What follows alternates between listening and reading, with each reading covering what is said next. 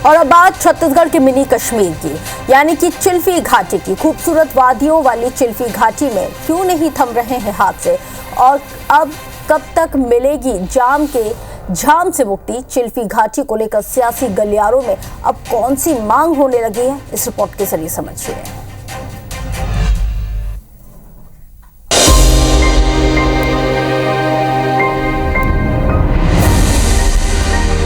छत्तीसगढ़ की खूबसूरती में चांद चांद लगाने वाली चिल्फी घाटी जो कभी पर्यटकों को लुभाती थी, अब वो खूबसूरत चिल्फी घाटी राहगीरों के लिए सिरदर्द बनती जा रही है, क्योंकि घाटी पर लगने वाले जाम और हादसों के चलते जो तस्वीर सामने आ रहे वो किसी को भी डरा देंगे। इसकी गवाही खुद ही आंकड़े दे रहे हैं। मार्च 2025 से लेकर अब तक चिल्फी घाटी में 18 सड़क हादसों में 11 लोगों को अपनी जान गंवानी पड़ी। घाटी में वाहन खराब होने के चलते 26 बार लंबा जाम लग चुका है। गाड़ियां खराब होने की वजह से यहाँ रोड जाम हो जाता है।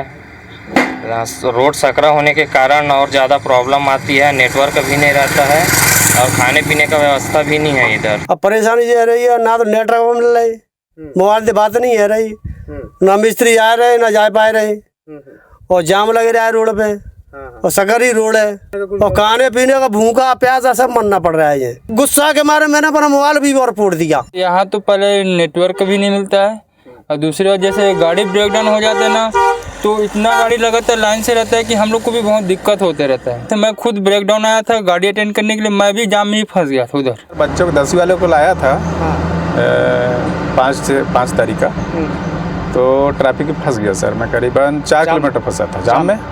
तो पुलिस वालों की मदद लिया तो नहीं आ पाए। उस दिन मैं परेशानी में फंस गया तो नहीं पेपर नहीं दे पाया। मध्य प्रदेश और छत्तीसगढ़ को NH30 से जोड़ने वाली 14 किलोमीटर लंबी घाटी में 19 खतरनाक मोड़ हैं, जिसमें हजारों लोग रोजाना आना जाना करते हैं। इतना ही नहीं, घाटी में मोबाइल नेटवर्क, मेडिकल इमरजेंसी से जुड़ी हुई समस्याएं भी हैं। यहाँ अगर जाम लगा तो फिर जाम से पार पाने में पुलिस के भी पसीने छूट जाते हैं। गाड़ी का जो मैकेनिकल या ब्रेकडाउन होने पर में अक्सर जाम की स्थिति निर्मित होती है, और उसमें लोडेड गाड़ियाँ ही चलती है, अक्सर लोडेड गाड़ियाँ और बड़ी गाड़ियाँ रहती है, तो पुलिस मौके पर तो पहुँच जाती है। निश्चित रूप से अगर कोई अल्टरनेट रूट यदि बन जाता है तो वो उसका फ़ायदा ज़रूर मिलेगा, जाम से बहुत राहत मिलेगी, लेकिन अभी फ़िलहाल जो है अभी केवल एक ही रूट है। घाटी में जाम और हादसों की समस्या पर बीजेपी और कांग्रेस के नेता ने भी चिंता जाहिर की है। कांग्रेस सरकार से सड़क चौड़ीकरण और मोबाइल नेटवर्क लगवाने की मांग कर रही है, तो वहीं डिप्टी सीएम विजय शर्मा व्यवस्थाओं को सुधारने की बात कहते हैं, और वो कह रहे हैं कि नए निर्माण के लिए मुख्यमंत्री से मांग रखेंगे।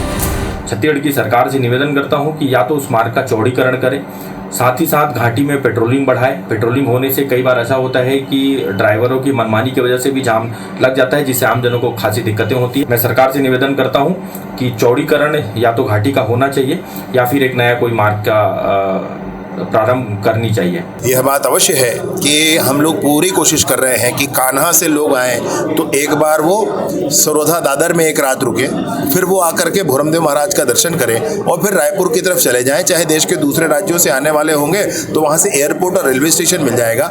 थोड़ी जानकारी है, थोड़ा विषय है, अगर वो व्यवस्थागत परेशानियाँ हैं तो वो ठीक कर लेते हैं, और अगर कुछ निर्माणगत विषय है तो उस पर माननीय मुख्यमंत्री जी से आग्रह करेंगे। कुल मिलाकर चिल्फी घाटी में लगातार लग रहे जाम और हादसों के चलते प्रदेश के पहिए थम से जाते हैं, और जब तक इस रास्ते से लोग अपने घर नहीं आ जाते तब तक लोगों की सांसें थमी रहती हैं। ऐसे में जरूरी है कि सरकार जल्द से जल्द व्यवस्थाओं को दुरुस्त करे।